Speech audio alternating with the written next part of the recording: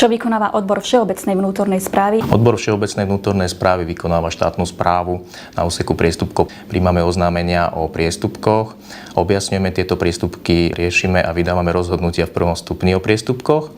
Vedieme samozrejme týmto pádom aj evidenciu o priestupkoch, spracovávame štatistické analýzy, ktoré poskytujeme orgánom, policajným zborom, súdom, prokuratúre a iným orgánom, ktoré sú podľa zákona na to určené. O priestupok sa jedná vtedy, ak vzniknutá škoda nepresiahla výšku 266 eur.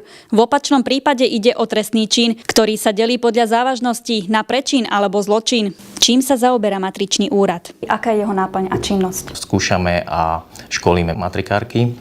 V rámci matričných úradov povolujeme zmenu mena a priezviska, sme v tomto prvostupňový orgán a potom osvedčujeme listiny a podpisy. Na úseku volieb a referenda vykonávame organizačné technické zabezpečenie pri voľbách do Národnej rady, pri voľbách prezidenta Slovenskej republiky, pri voľbách do samosprávy obcí a pri voľbách do samosprávnych krajov a pri voľbách do Európskeho parlamentu.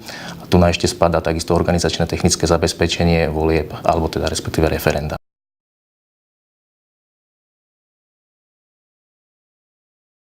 Na úseku územného a štátneho usporiadania, štátnych symbolov, verejných zbierok a sčítania obyvateľov vykonávame dohľad nad dodržiavaním zákona o štátnych symboloch, povolujeme konanie verejných zbierok a v spolupráci so štatistickým úradom zabezpečujeme sčítanie obyvateľov domov a bytov. Čo potrebuje občan k tomu, aby dostal povolenie na vykonanie verejnej zbierky?